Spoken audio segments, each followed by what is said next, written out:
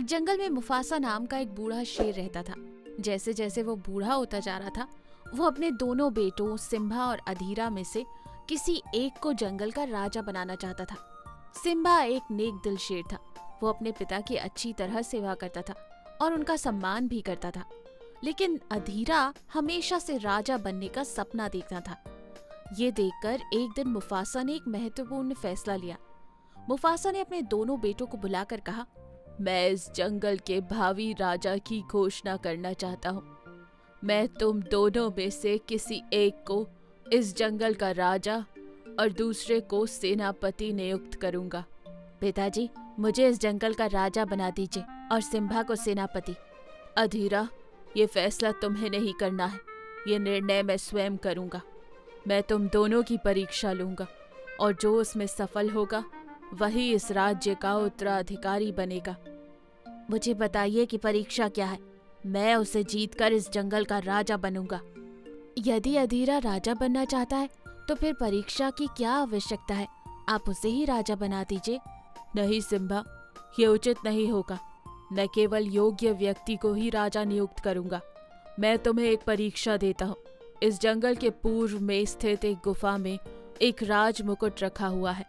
तुम दोनों में से जो भी सबसे पहले उसे लाकर मुझे देगा वही इस राज्य का राजा बनेगा। ठीक है पिताजी, मैं अभी जाकर वो मुकुट लेकर आता हूँ।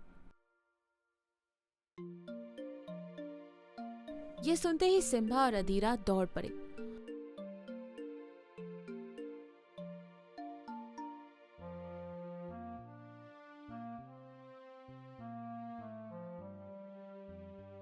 सिम्बा तेज था, इसलिए वो सबसे पहले गुफा तक पहुंच गया और मुकुट लेकर वापस लौटने लगा।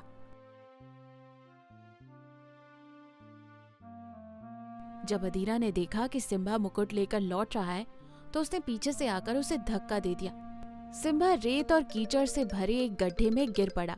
अधीरा ने उसके सिर से मुकुट छीन लिया और हंसते हुए बोला, सिम्बा, अब तुम यही मर जाओगे।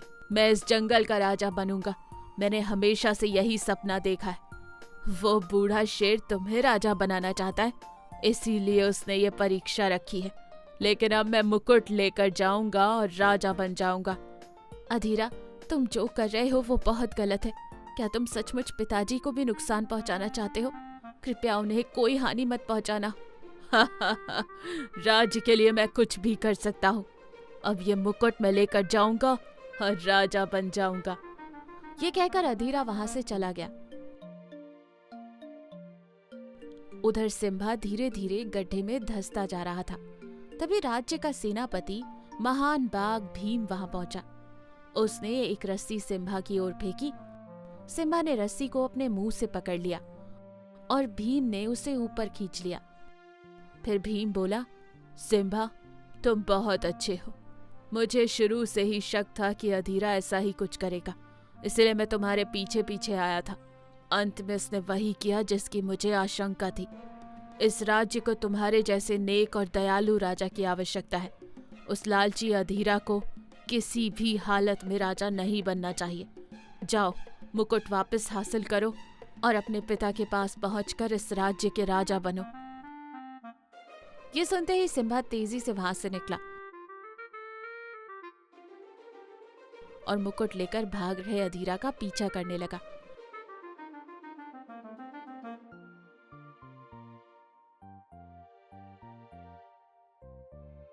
कुछ देर बाद उसने अधीरा को पकड़ लिया, मुकुट वापस छीन लिया। सिम्बा सबसे पहले मुकुट लेकर मुफासा के पास पहुंचा। मुफासा ये देखकर बहुत प्रसन्न हुआ।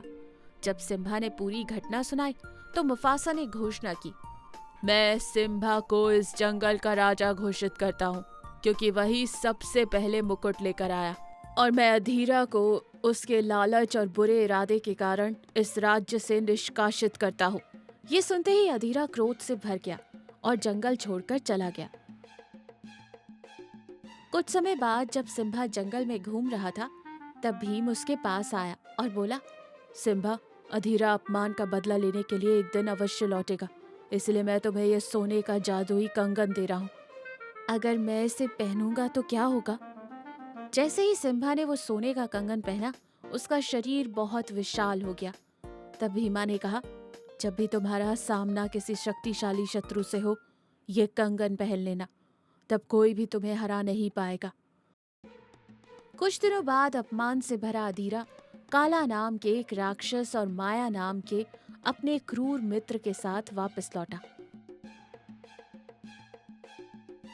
उस समय सिम्बा वहां मौजूद नहीं था।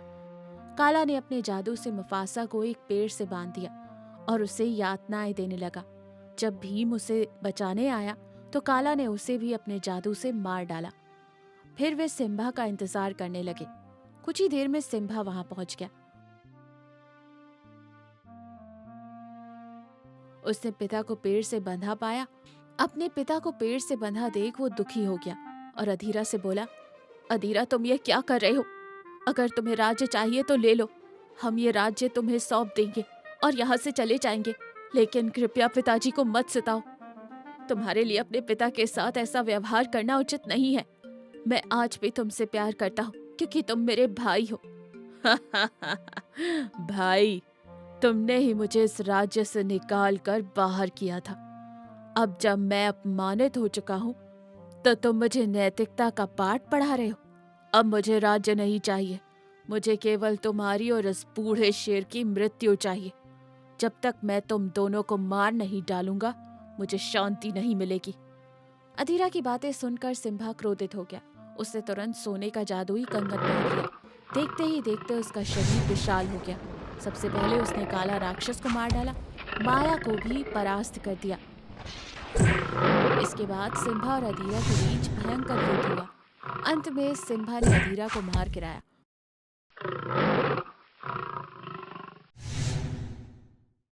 और अपने पिता मुफासा को मुक्त करा लिया। तो देखा आपने, लालच और विश्वासघात का अंत हमेशा बुरा होता है, जबकि सच्चाई, धैर्य और अच्छे कर्म अंत में विजय दिलाते हैं। ये कहानी आपको अच्छी लगी तो लाइक और शेयर जरूर करें और कमेंट करके हमें जरूर बताएं। और हाँ, हमारे चैनल को सब्सक्राइब करना मत भूलिएगा। बहरूपिया जादुई दुष्ट खूनी चील शेर और पंखों वाले शेर की माँ और शेर का बदला लेने वाला बेटा। जंगल में मुफासा नाम का शेर अपनी पत्नी, दोनों बेटे सिम्बा और कारा के साथ जीवन गुजार रहा था। ऐसे में माया नाम की एक विशाल दुष्ट चील शेर मुफासा के और उस परिवार को तबाह करने की योजना बनाती है। वो एक बुद्धिमान शेरनी के रूप में उस जंगल में आती है और मुफासा की गुफा से कुछ दूर पर लेटकर, पानी, कोई पानी पिलाओ, पानी, पानी। लगता है कोई प्यासा है, चलो चलकर उसे पानी देते हैं।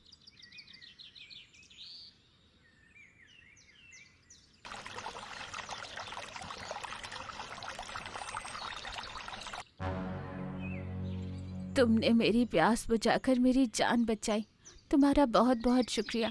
मैं तुम्हारा यह एहसान जिंदगी भर नहीं भूलूंगी। मैंने तुम्हें पहले यहाँ कभी नहीं देखा। मेरा नाम माया है, मैं कुंतल देश से आई हूँ। हमारे देश में अचानक से सूखा पड़ गया, जिसकी वजह से भोजन मिलना मुश्किल हो गया था। मैंने सुना है कि आप बहुत रहम दिल हैं, लोगों की मदद करते हैं, इसीलिए मैं यहाँ आई हूँ। आप मेरे भोजन का इंतजाम कीजिए, नहीं तो मैं भूख से मर जाऊंगी। माया के कहते ही सिम्बा माया के लिए भोजन का इंतजाम करता है।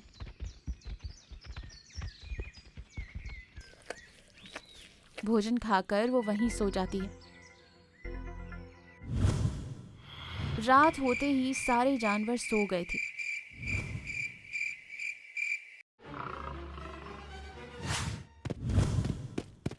माया एक विशाल चील शेर के रूप में बदलकर मुफासा को खाकर वो जैसे ही कारा को पकड़कर इधर उधर देख रही थी कि तभी नाला सिम्बा को लेकर वहां से भाग निकलती है।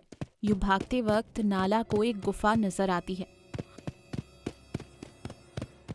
वो उस गुफा में भागने लगती है। गुफा बहुत लंबी थी। बहुत दूर भागने के बाद नाला को एक माया लोक नजर आता है। वहां का राजा अधीर नाम का बाघ और जादुई बाघ भेड़िया जीवन गुजार रहे थे। मैं कहाँ हूँ? मेरा बच्चा कहाँ है? घबराओ नहीं, मैं तुम्हारी मदद करूंगा। मैं अपनी दिव्य दृष्टि से सब जान गया हूँ। तुम्हारे साथ बहुत बुरा हुआ है और उस माया ने तुम्हारे पति को मार डाला। मेरा छोटा बेटा कारा कहाँ है? तुम्हारा छोटा बेटा कारा उसी के पास है, सुरक्षित है, अभी उसे कुछ नहीं हुआ। मेरा बेटा बहुत छोटा है, मुझे तुम लोगों की मदद की जरूरत है। मुझे मेरे छोटे बेटे के पास पहुंचा दो। हम तुम्हारी मदद जरूर करेंगे। माया बहुत ही जालिम है, वो अनेक रूप बदल सकती है, उसे खत्म करना बहुत मुश्किल है। हमें हिम्मत और होशियारी दोनों से काम लेना होगा। मैं तुम्हारे बेटे को एक महान योद्धा बनाऊंगा।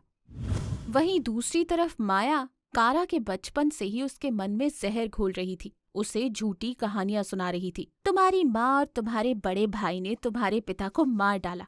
अगर वो दोनों वापस आए तो तुम उन्हें माफ मत करना, उन्हें मार डालना। हाँ, मेरी माँ मुझे छोड़कर चली गई। उन लोगों ने मेरे साथ बहुत बुरा किया। मैं उन्हें जिंदा नहीं छोड़ूंगा। तुम मेरे लिए भगवान जैसे हो। इस तरह समय बीतता गया। सिम्बा एक महान योद्धा बन गया। इतना ही नहीं, वो एक पंखों वाले शेर में भी बदल चुका था।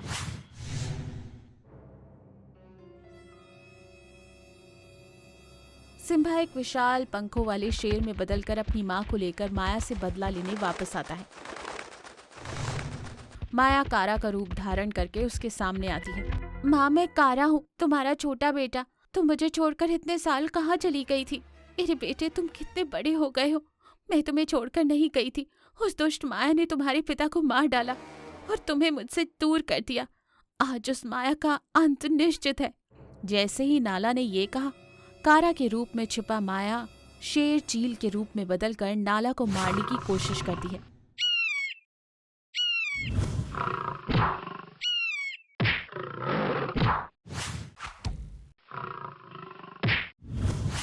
लेकिन तुरंत सिम्बा माया से लड़कर उसे मार डालता है। लेकिन तभी वहां कारा आता है। तुम लोगों ने मेरे पिता को मार डाला। अरे तुम कैसी माँ हो? अपने मासूम बच्चे को अकेला छोड़कर चली गई। माया ने मुझे पाला पोसा और आज तुम लोगों ने उसे भी मार डाला। आखिर तुम लोग वापस क्यों आए? कारा के ये कहते ही नाला अपने बेटे को सारी सच्चाई बताती है। सच्चाई को जानकर कारा अपने भाई और माँ के साथ खुशी खुशी जीवन गुजारने लगा। कौन सच्चा है, कौन बुरा है, इस बात का फैसला सोच समझकर करना चाहिए।